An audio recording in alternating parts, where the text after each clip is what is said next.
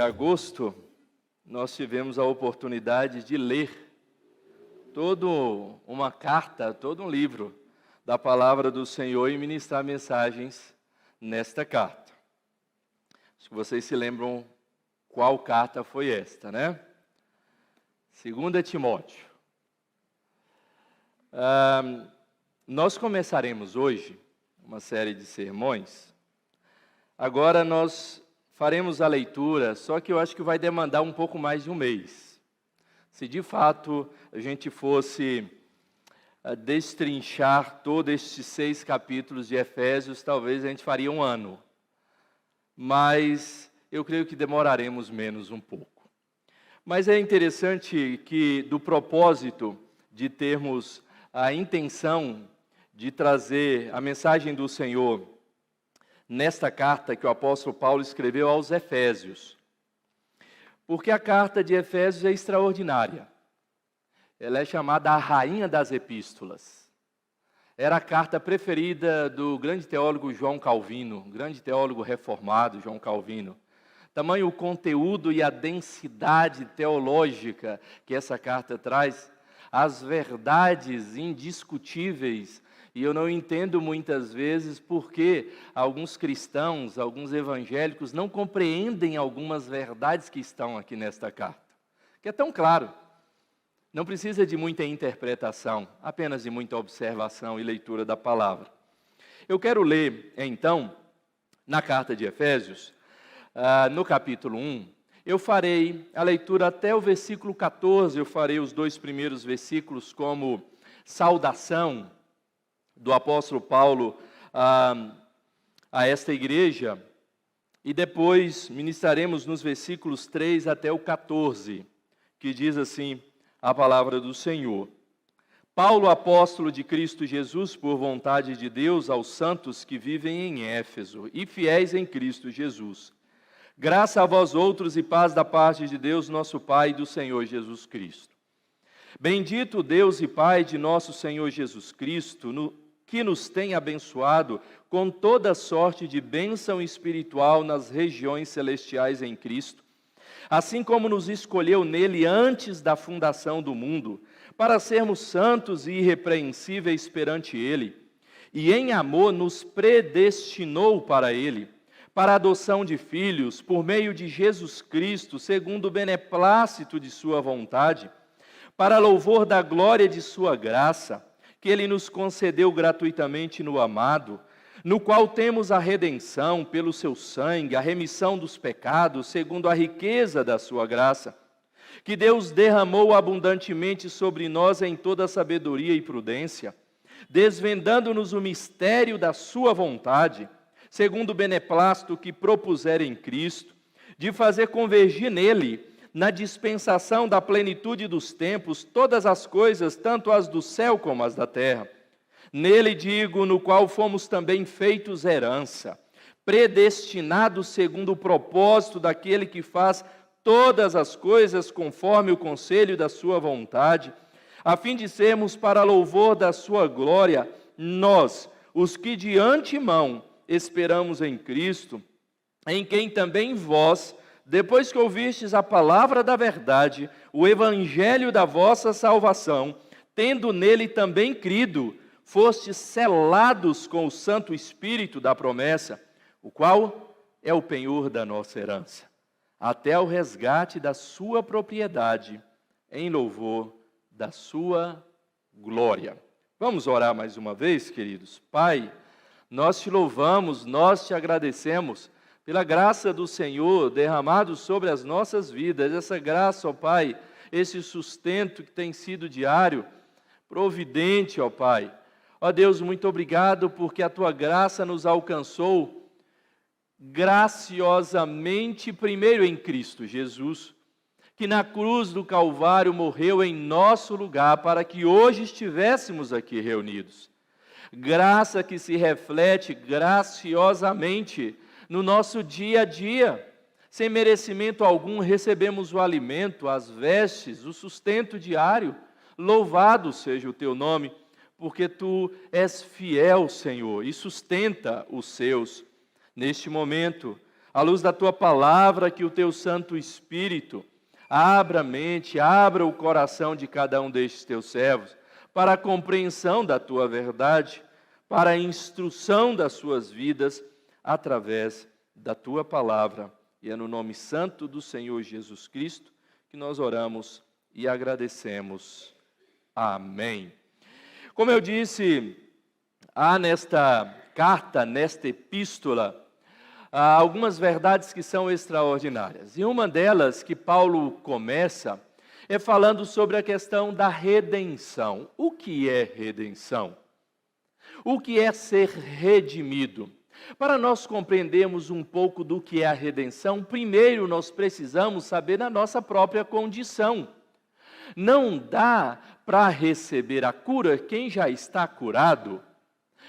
O médico, ele não vem para os sãos, como o próprio Senhor Jesus Cristo disse que ele não veio, mas veio para doentes.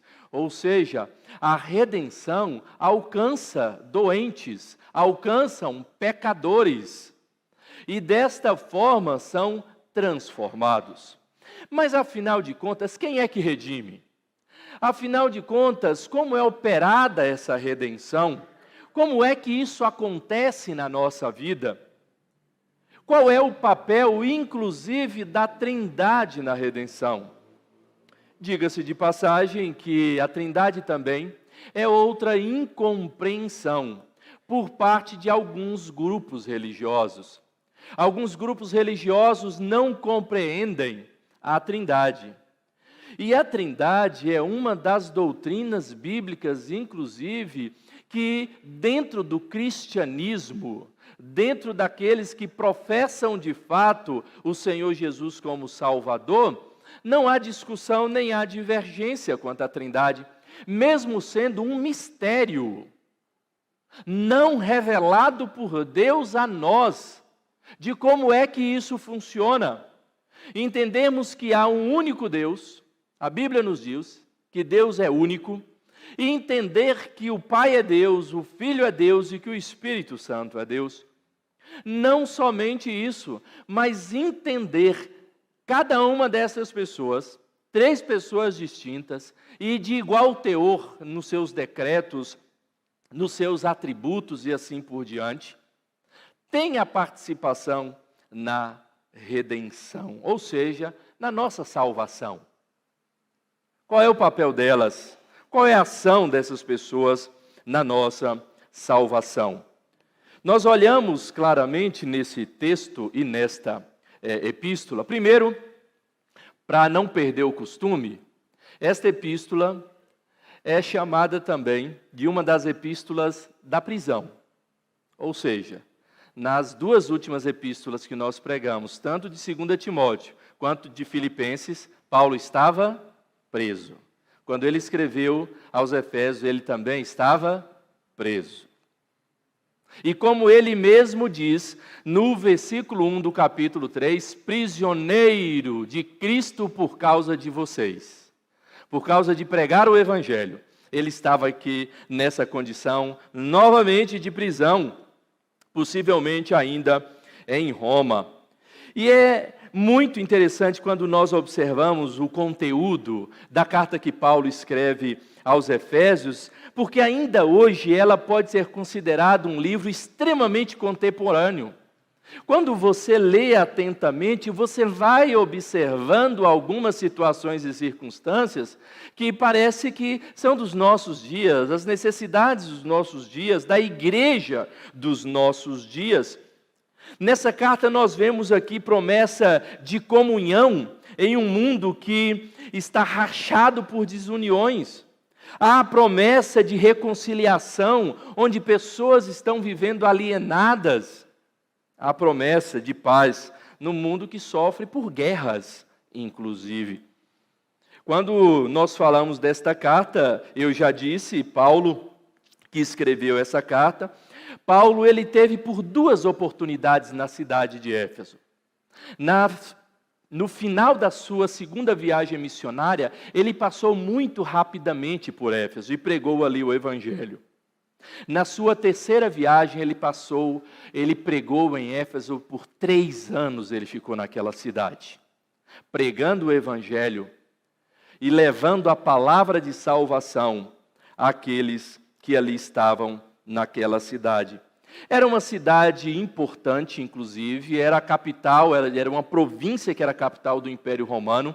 Tinha lá grandes templos, inclusive para a deusa Diana. Era uma cidade que vivia permeada por idolatria também. Era uma cidade onde a igreja enfrentava lutas, lembrem-se, por falsos mestres também, como em todas as outras situações que nós já falamos aqui, inclusive. E Paulo, então, vai exortar esta igreja, orientar esta igreja, como ela deveria proceder, viver tendo cuidado com esses falsos mestres, lutando pela unidade, pela pureza sexual, por uma vida fiel diante do Senhor Jesus Cristo. É interessante que Paulo, quando escreve essa carta aos Efésios, ele não cita um nome de forma pessoal. Essa carta é, inclusive, considerada uma carta muito impessoal, que era, inclusive, para ser lida, não só ali naquela igreja, mas nas igrejas por toda a Ásia. As igrejas deveriam receber a orientação do conteúdo dessa carta. Por isso que o apóstolo Paulo, inclusive, ele cita alguns termos: santos, irmãos em Cristo, separados, e assim por diante, descrevendo o povo de Deus ali, naquele lugar. Então, meus amados irmãos, quando nós falamos da mensagem de Efésios, desta carta, desta epístola do apóstolo Paulo, e falando do conteúdo extraordinário dela, a mensagem central de Efésios diz respeito ao que Deus fez através da pessoa do seu Filho Jesus Cristo. O que Deus fez na vida daqueles que ali estavam, através do seu Filho Jesus Cristo.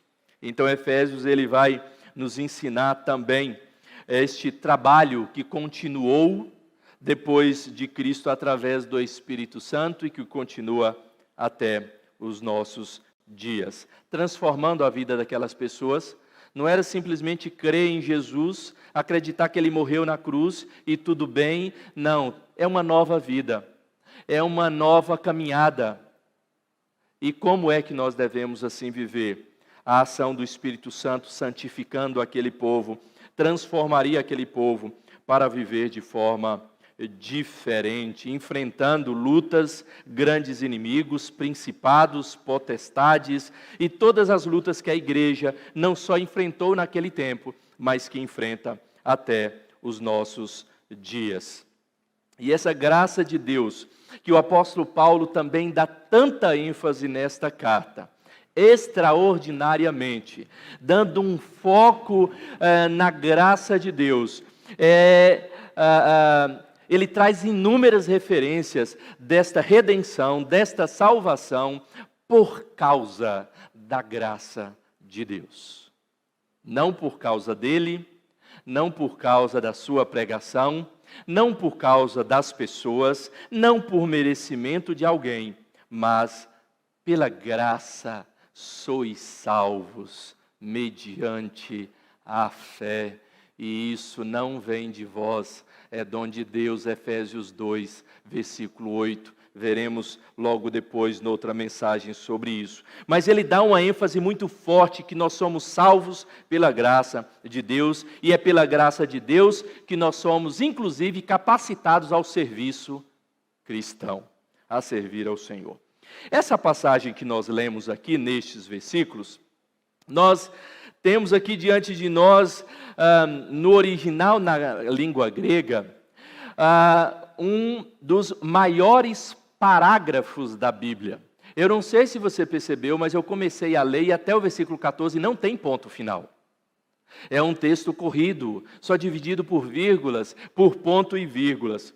Aqui, no original grego, são 202 palavras em texto corrido. Na tradução Almeida e atualizada, 222 palavras num texto corrido, que o apóstolo Paulo vem trazer algumas verdades que para nós são essenciais para a compreensão do que nós cremos de fato e de verdade, e que muitos, infelizmente, não caminham nesta mesma direção da teologia reformada quanto à redenção, quanto à salvação, quanto ao papel do homem nesta salvação, quanto ao papel da Trindade na redenção, que é o que nós falaremos nesta noite. A Trindade redentora. E quando nós olhamos o versículo 3, inclusive, Paulo ele vai fazer uma declaração: bendito Deus e Pai de nosso Senhor Jesus Cristo, que nos tem abençoado com toda sorte de bênção espiritual nas regiões celestiais em Cristo. Paulo, nesse único versículo, ele vai usar o termo bendito, abençoado, bênção. É como se ele dissesse: seja abençoado aquele que tem nos abençoado com toda sorte de bênção espiritual. Falando do nosso Deus, Deus único e verdadeiro.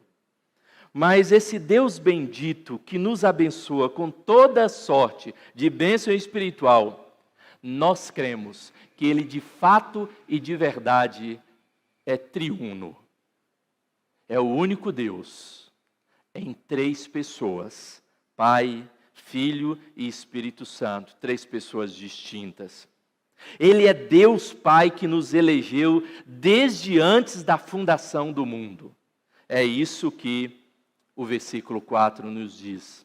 Ele é Deus Filho que nos redimiu, que nos lavou de todos os pecados com o seu próprio sangue. É o que diz do versículo 7 até o versículo 12. Ele é o Deus Espírito Santo que garante, que sela a nossa salvação e sela de forma eterna. É o que diz no versículo 13 e o versículo 14 do que nós lemos. Por isso, meus amados irmãos, cada uma dessas 3 pessoas da Trindade age no processo da nossa salvação eterna. E eu quero falar primeiro, então, do que Paulo vai descrever, o Deus Pai. O versículo 4, ou os versículos 4 a 6 diz: assim como nos escolheu nele antes da fundação do mundo, para sermos santos e irrepreensíveis, propósito perante Ele, e em amor nos predestinou para Ele, para a adoção de filhos por meio de Jesus Cristo, segundo o beneplácito de Sua vontade, não pela nossa vontade, mas pela dEle, para o louvor da glória de Sua graça, que Ele nos concedeu gratuitamente em Jesus, no amado. Não por merecimento, não por pagar alguma coisa que Ele nos devia, mas nos ofertou como um presente de forma gratuita. Deus o Pai, meus amados, é aquele que é a fonte e a origem de todas as bênçãos que nós podemos desfrutar, inclusive a salvação. Parece que nós colocamos em Deus a fonte de todas as bênçãos da nossa vida, financeira, saúde, de relacionamento, mas nós temos uma grande dificuldade de colocar em Deus como sendo a fonte da grande bênção espiritual que é a nossa salvação. Aí depende do homem. Aí precisa do homem para ser abençoado. Aí o homem precisa dar o passo de fé, porque se ele não der o passo de fé, Deus não vai de jeito algum chamá-lo. Bem, se é assim, todo esse texto a gente tem que jogar fora, rasgar e queimar. É como um dia discutindo com uma pessoa sobre predestinação, é um nome que parece que arrupia, como diz lá na minha Bahia, um monte de crente. E ele nunca leu predestinado na Bíblia, não sei, em Romanos tem um monte de vez. Efésios aqui é extraordinário. Então, joga fora. Aí ele disse: não, pastor, eu falando, leia lá Romanos capítulo 14. Não, mas se tirar esse capítulo da Bíblia, fica tudo certo. Eu falei: então, se for assim, tem um monte de coisa que a gente pode não concordar na Bíblia e dizer que está naquele ponto. A gente arranca, joga fora e tudo o resto. É isso que as igrejas inclusivas estão fazendo. Para aceitar todo tipo de pecado, arranca isso daí da Bíblia e tudo o resto está certo. Arranca a justiça de Deus e todo o resto é amor. Deus é a fonte, a origem de todas as bênçãos. E veja, inclusive, o que diz o texto no versículo 3: abençoa com toda sorte de bênção espiritual, não está falando material aqui. Bênçãos espirituais, a maior de todas elas, o início de todas as bênçãos espirituais é a salvação. Que ele, inclusive, lá no capítulo 2 vai dizer: não vem de vós, é dom, é presente de Deus. E diz assim: e não vem para que vocês não se gloriem e não se achem melhores do que os outros. É fonte, o Deus Pai é fonte e origem da nossa redenção. Sabe por quê? Porque é Ele quem escolhe. Olha o versículo 4. Assim como nos escolheu. É Ele quem predestina e adota em sua família. Olha o versículo 5. Nos predestinou para Ele para a adoção de filhos. Para sermos filhos dEle. Não bastardos. Não criaturas apenas. Mas todos aqueles que creem no nome de Jesus Cristo são feitos filhos de Deus. Nele, como ele diz aqui, no versículo 5, por meio de Jesus Cristo. É Ele quem concede sua graça gratuitamente. Veja o versículo 6, nos concedeu gratuitamente. É Deus o Pai, quem derrama sobre nós a sua graça com toda sabedoria. Olha o versículo 8, que Deus derramou abundantemente sobre nós em toda sabedoria e prudência. É Deus que é a fonte, é Deus que desvenda o mistério da sua vontade e faz todas as coisas convergirem em Cristo. Olha o versículo 9 e 10. É Deus Pai, Deus Pai é a origem da nossa redenção. Não tem como nós dizermos outra coisa. Não tem como nós tirarmos de Deus e dividir com o homem.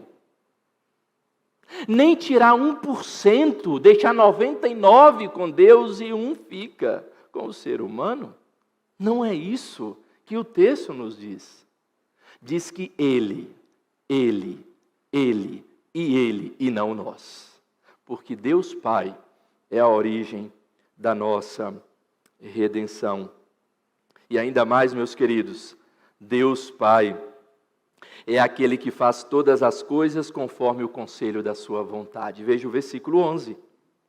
Nele, digo, no qual fomos também feitos herança, predestinados, segundo o propósito daquele que faz todas as coisas, conforme o conselho da sua vontade.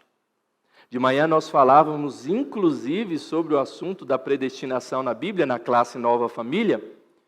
E lá no texto de Romanos, quando há o questionamento, há, porém, injustiça da parte de Deus, dele escolher alguns e outros irem para o inferno, Paulo, a resposta é clara: de maneira nenhuma. Sabe por quê? Diz o Senhor: terei misericórdia de quem eu aprouver ter misericórdia. Eu me aborreci de Esaú. Eu me agradei de Jacó e transformei a vida de Jacó. Aquele enganador miserável que precisou ser trocado o nome, porque significava enganador. Mas antes mesmo dos gêmeos terem nascido, Deus já havia os escolhido. O que eles tinham feito de certo e de errado para Jacó merecer? Nada. Mas não é no ventre que ele nos escolhe. Paulo diz aqui que é antes da fundação, que o mundo existisse. Obviamente Deus já existia, né? E Ele sendo Deus, Ele já havia nos escolhido. Sabe por quê? Porque Ele é a fonte. Ele é a origem da nossa redenção. Paulo fala desse amor, da graça, da vontade, do beneplácito de Deus, da benevolência, de tal maneira que esses versículos, eles são repletos da presença do Deus Pai. Mas também, Paulo fala aqui acerca do Deus Filho. Dos versículos 7 a 12, é disso que ele vem tratando, no qual, quem é este? Temos a redenção, pelo seu sangue. De quem é esse sangue que temos a remissão dos pecados? seguindo a riqueza da sua graça. Quem é essa graça, ou de quem é essa graça? Que Deus derramou abundante sobre nós a sabedoria e prudência, desvendando os mistérios que propuserem em Cristo, fez convergir nele quem? Em Jesus, a plenitude dos tempos, todas as coisas do céu e da terra, nele, versículo 11, digo, nele quem? No qual quem fomos também feito herança, predestinados segundo o propósito daquele que faz todas as coisas, a fim de sermos para louvor da sua glória, nós os que de antemão esperamos em Cristo. Dentro da Trindade, a Trindade Redentora, o Pai, Ele é a origem, Ele é a essência ali da nossa redenção. Tudo procede dele. O Deus Filho, Jesus, é o meio através do qual nós recebemos esta redenção, que é mencionada, esta bênção que é mencionada no versículo 3, ela é dispensada, ou chega até nós através de quem? De Jesus Cristo. É Jesus Cristo que é o canal, que é o mediador entre Deus e o homem. É o canal que de fato transporta a graça de Deus ao coração do ser humano, à vida do ser humano. A salvação, é Jesus que é este meio. Quando nós olhamos, meus queridos, estes versículos, nestes primeiros 14 versículos de Efésios, Jesus, em 14 versículos, é mencionado diretamente por 15 vezes. Ele é mencionado pelo seu próprio nome, Jesus, Senhor, Cristo. Ele é mencionado pelo nome de amado. Ele é mencionado através de pronomes como seu sangue, sua graça, nele, no qual. Essas duas expressões todas se referindo a Jesus Cristo. Porque Ele é aquele que Deus usa para nos trazer a redenção, para nos trazer a salvação. É Ele que é a expressão de toda a nossa redenção aqui nesta terra. É Ele que é o nosso amado, é o amado que Deus entregou por amor a cada um de nós. Nós temos a redenção das nossas almas e a remissão dos nossos pecados através de Jesus, diz o versículo 7. Nós somos feito herança de Deus por causa de Jesus, diz o versículo 11. Nós aguardamos, como diz o versículo 12, a fim de sermos para louvor da sua glória, nós esperamos ansiosamente a glorificação em Cristo Jesus. É também em Cristo, que é Deus Filho, que o Deus Pai faz convergir todas as coisas, tanto do céu como da terra, como Ele próprio diz aos seus discípulos, recebi autoridade, tanto no céu quanto na terra. É este que de fato é o Deus Filho, que morreu na cruz para nos salvar. O apóstolo Paulo, ele não está deixando dúvida alguma. Meus amados irmãos, a salvação, ela procede de Deus. A origem é o Senhor. A salvação é entregue ao ser humano por meio do Senhor Jesus Cristo, através da cruz do Calvário. Não tem outro mediador entre Deus e os homens, a não ser o Senhor Jesus Cristo. Muitos, ao longo da história da igreja, tentaram se tornar mediadores. Muitos grupos, inclusive, colocam mediadores entre Deus e os homens. Algumas religiões colocam mediadores. O islamismo tem o seu mediador entre Deus e o homem, Maomé. Nós olhamos alguns que se dizem cristãos, ou grupos que se dizem cristãos, que colocam mediadores como Joseph Smith, dos Mormons, da Ellen White, e vocês sabem muito bem. Afinal de contas, quem é o nosso mediador? Quem é o único mediador? Alguns colocam o Papa como sendo mediador, outros Maria como sendo aquela que não só é mediadora, como autoridade sobre o próprio Filho. Mas afinal de contas, quem é que a Bíblia nos diz que é o único? Que de fato recebeu do Pai e entregou aos seus a redenção? É o Filho. Seu único Filho, o seu amado Filho, e no amado, meus amados irmãos, é que Ele assim nos redime. Não há outro nome pelo qual importa que nós sejamos salvos, a não ser no nome do Senhor Jesus Cristo. Então, como é que eu tenho a arrogância de dizer que eu tenho parte na salvação? Como é que eu tenho a arrogância de dizer que depende de mim a minha salvação? Se você crê desse jeito, pode ter certeza que você já está no inferno. Porque você não esperará até o fim, perseverará até o fim em Cristo. Porque afinal de contas depende de você. Mas hoje você está de um jeito, amanhã você está de outro. Hoje você está feliz e alegre, amanhã você está deprimido e triste. Hoje você é constante e firme na presença do Senhor, amanhã você está inconstante e afastado do Senhor. Já pensou? Se dependesse de fato de nós, que garantia nós teríamos? Aí é onde entra a terceira pessoa da Trindade. O Deus Pai é a origem, é a essência da nossa redenção.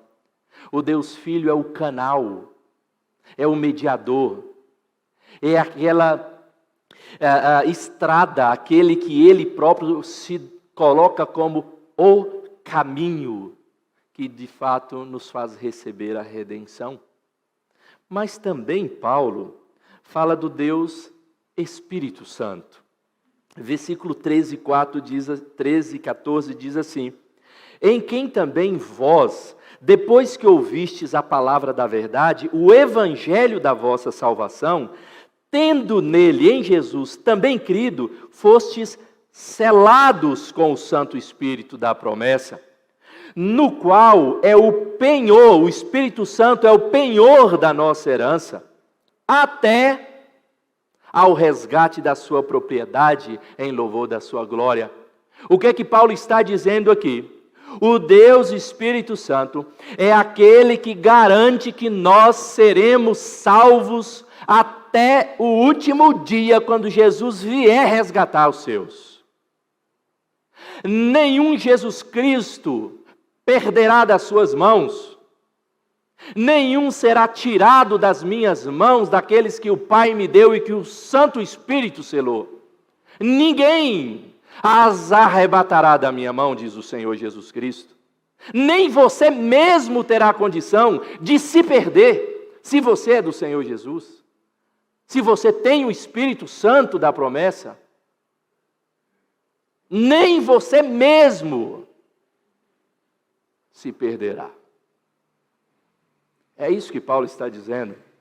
O Espírito Santo, o Deus Espírito Santo é o selo, é o penhor da promessa até o dia do resgate da sua propriedade. O que Pedro diz que nós somos? Propriedade exclusiva do Senhor, nação santa, por raça eleita. E se nós somos propriedade do Senhor, Ele virá resgatar a sua propriedade. Ninguém vai roubar das suas mãos. Ninguém vai tirar. Não há plano econômico que vai falir o Senhor Jesus Cristo com suas propriedades. Porque o Santo Espírito, Ele garante isso. O Deus Espírito Santo é mencionado somente nesses 2 versículos, de uma forma mais direta. A bênção com que Deus nos tem abençoado, meus queridos irmãos, é caracterizado, como o versículo 3 vai dizer, com toda sorte de bênção espiritual. Sabe por quê? Porque o Espírito Santo está em você. Deus, quando Ele fala a Israel, lá em Deuteronômio, Ele promete diversas coisas a Israel, de bênçãos materiais para Israel, inclusive. Lá em Deuteronômio 28, de 1 a 14. Ele promete multiplicar os filhos de Israel. Ele promete boas colheitas e o seu depósito sempre cheio. O seu celeiro sempre cheio. Ele promete abundância no curral de ovelhas e de gados.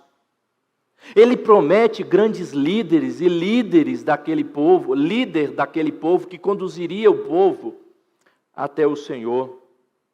Aqui nesse texto de Deuteronômio, Deus vai prometer abundância de bens materiais. Eu não tenho dúvida que há promessas de Deus do nosso sustento.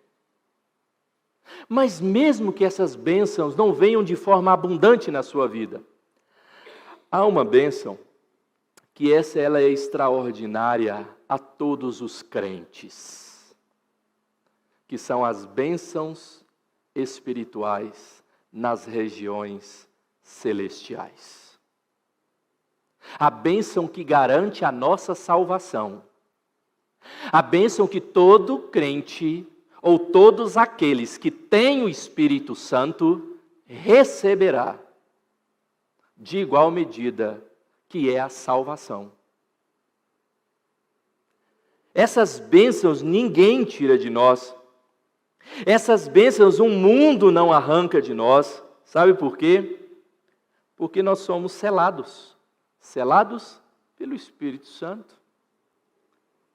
Um dos grandes erros e que gera incompreensão na doutrina da eleição, na doutrina da predestinação e da perseverança dos santos, de que nós não cairemos da graça, de que nós não perderemos a salvação, é as pessoas dizerem assim, uma lógica humana para as coisas espirituais.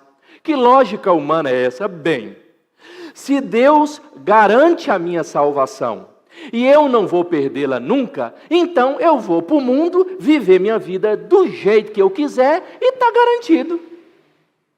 Ó miserável, você nem o Espírito Santo tem se você pensar desse jeito.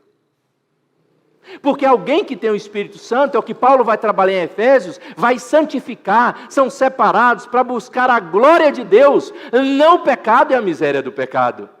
Você está pensando errado.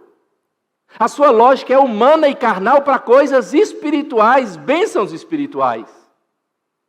Como é que alguém que diz ter o Santo Espírito, que convence do pecado, da justiça e do juízo, vive na lama do pecado e dizendo, vou para o céu? Mas não vai mesmo. Você nem crente é. Essa lógica é uma lógica humana, carnal, para falar de bênçãos espirituais. Sabe qual é a lógica? A partir do momento, como o próprio apóstolo Paulo em Romanos vai dizer, que aquele que ele escolheu desde a fundação do mundo, ele chama. Que aquele que ele chama, o que é que faz? Qual é a terceira coisa? Santifica. E aquele que ele santifica, ele glorifica. Certeza de salvação. Aquele que ele escolheu, ele chamou. Aquele que ele chamou, ele santificou. E quem é santo não vive na miséria do pecado. Quem entende as bênçãos recebidas espirituais nas regiões celestiais, quem tem o Espírito Santo de Deus, quem tem o selo da promessa, jamais terá uma mentalidade dessa. Ele vai dizer, glória a Deus, que eu sou um daqueles que Deus escolheu. Certo pastor, um dia foi questionado por um crente. Pastor, eu acho meio estranho, é meio injusto mesmo Deus me salvou, mas fulano lá não salvou, vai para o inferno. Ele falou, rapaz, você está preocupado com aquele outro, ao invés de estar agradecendo a Deus porque você foi salvo? Você está preocupado? Fala do Evangelho para ele, ué. Fala de Jesus para ele. Você está questionando a Deus porque você foi, então troca com ele. Vai para o inferno e manda ele para o céu. São alguns questionamentos que são carnais. São humanos para lidar com coisas espirituais. os mistérios revelados, como Paulo diz, e esses mistérios só são revelados pelo Espírito Santo do Senhor. Por que alguém ouve a pregação do Evangelho e nada acontece? E outro ouve e o seu coração recebe o Senhor Jesus Cristo. Porque o Espírito, o Deus Espírito Santo, agiu no coração daquela pessoa. Plantou a semente da fé. Então, não começou em você quando você disse, eu creio em Jesus. Começou em Deus Pai, a origem. Quando você olha para a cruz e crê, começou através do Espírito Santo no seu coração e desvendou o grande mistério da cruz, que para o mundo, diz o apóstolo Paulo, é loucura. É loucura porque eles nunca vão entender esse mistério. Mas quem tem o Espírito Santo de Deus, não só entende esse mistério, como descansa no Senhor até o dia que Ele virá te buscar. Ou até o dia que você irá encontrar com Ele. Se for antes dele vir a este mundo. Ele te resgatará. Ele estará lá, de braços abertos para te receber, porque você é propriedade exclusiva dele. E nada, nem ninguém deste mundo vai arrancar este selo que está em nós, que é o selo da promessa, que é o selo do Espírito Santo. Meus amados irmãos, o apóstolo Paulo, ele faz essa declaração de uma forma tão abençoada, de que nós somos selados pelo Santo Espírito de Deus, com uma marca que é distintiva, que pertence somente àqueles que são filhos de Deus e que receberam essa herança através de Cristo Jesus. E é uma garantia, meus amados, que nós pertencemos e estamos sob a guarda. Lembra do salmista, quando ele louva a Deus por causa do guarda de Israel, que não dorme nem dormita? Que nenhum inimigo nos pegará de surpresa porque temos o guarda de Israel? É a garantia dessa guarda do Espírito Santo. O Espírito Santo de Deus, ele nos é concedido como penhor, como garantia de que Deus irá cumprir todas as suas promessas na nossa vida. E principalmente, todas as suas promessas referentes à nossa redenção, à nossa salvação. Este é o papel da Trindade Santíssima na nossa redenção. Deus Pai é a origem da nossa redenção. Todo plano eterno, antes da fundação do mundo, o Deus Pai é a origem. Deus Filho é o canal que nos entrega na cruz esta redenção. O Espírito Santo é o que nos convence, é o que nos garante de que nós somos salvos. Por isso tem uma aula que a gente dá sobre a certeza da salvação, e às vezes a gente pergunta para algumas pessoas, você tem certeza da sua salvação? Eu não, pastor, só Deus sabe. Então o negócio está complicado. Eu não perguntei se você tem certeza da salvação do seu marido.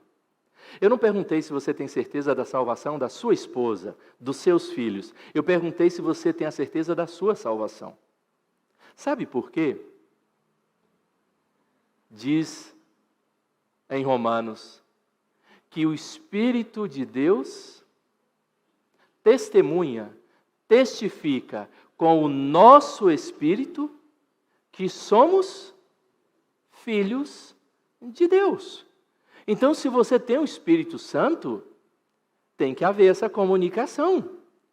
Você precisa sentir no seu coração que você é filho de Deus. Então, você precisa ter certeza da sua salvação, porque é o Santo Espírito quem garante ela. Meus amados, eu não sei por que tanta dificuldade de entender essa verdade. Eu não sei por que tanta dificuldade em compreender, e não é só nesse texto não, nós veremos mais, não só em Efésios, quanto a esta verdade. Da incompreensão das pessoas quanto a esta verdade. Por que você quer colocar em você mesmo a garantia da sua salvação? Para quê? Eu prefiro entregar a alguém que é todo-poderoso, que está acima de tudo e de todos, a minha vida e a garantia da minha salvação, do que ficar nas minhas próprias mãos. Quando alguém te perguntar, e aí, você se garante? Fala, ih, rapaz. Principalmente quando a salvação, então, pior. Eu sou miserável. Por mim mesmo, eu estaria perdido. Como é que eu posso me garantir nisso? É Deus Pai que me amou de tal maneira, que enviou o seu próprio Filho para morrer no meu lugar. E se não fosse o Espírito Santo, até hoje eu não saberia o que Jesus Cristo havia feito, ou fez por mim. Mas foi o Espírito Santo que abriu os meus olhos e desvendou os mistérios dessas bênçãos espirituais. E é por isso que eu sou salvo, só por isso. Só pela graça que eu sou salvo. Meus amados, creia desta forma. E eu tenho certeza absoluta que você pode ler a Bíblia inteira. Você não verá divergência na sua fé quanto a esta verdade. Eu não tenho dúvida disso. A palavra de Deus, ela é uma palavra que não há contradição. Pelo contrário, há confirmações, há verdades extraordinárias. Há um Deus que é único, que subsiste em 3 pessoas, Pai, Filho e Espírito Santo. O Deus Pai te ama e já tem abençoado você com toda sorte de bênção espiritual. Pense assim. Ah, eu estou precisando de tanta coisa. Pois é, mas o que mais você precisava, você já tem. A maior de todas as dívidas, dívida impagável, já foi paga por você. Essa sorte, toda sorte de bênção espiritual no passado, no presente e no futuro. Ele tem derramado a sua graça de forma abundante sobre a sua vida. Sabe por quê? Porque é um Pai que te ama. E você sendo filho, Ele não vai te desamparar. É o Deus Filho que veio a este mundo, deu sua vida para te comprar. Te comprar de volta porque você estava afastado de Deus. Perdoar os seus pecados. Lavar os seus pecados com o seu sangue derramado na cruz. É o Deus Espírito Santo que te selou como propriedade exclusiva de Deus. É Ele que foi dado como garantia, e que você perseverará até o último dia, mesmo vivendo altos e baixos na sua vida. No último dia você estará com o Senhor Jesus Cristo. Então, do que você mais precisa? Afinal de contas, do que você mais precisa? Nós precisamos nos voltar para o Deus bendito, como Paulo vai bendizê-lo de tantas formas e com tantas palavras. Nós precisamos buscar Deus para que Ele nos encha com o seu Santo Espírito, para que esta certeza cada dia mais esteja no nosso coração transbordando, e cheios do Espírito Santo manifestar a todos, ao nosso derredor, que algo diferente está em nós, e que vivemos diferente porque algo aconteceu com a nossa vida. Que Deus nos abençoe continuamente. Que Deus continue te abençoando até o dia em que Ele te resgatará. Creia nisso. Ele te escolheu desde a fundação do mundo. Ele enviou o seu Filho para morrer no seu lugar. Ele deixou o Espírito Santo e ainda promete que estará conosco todos os dias até a consumação dos séculos. Que verdade maravilhosa para o nosso coração. Que certeza graciosa é essa que Deus nos dá. Que essa seja a verdade e a certeza do seu coração, meu irmão, em nome de Jesus. Amém? Coloque-se de pé, meus queridos.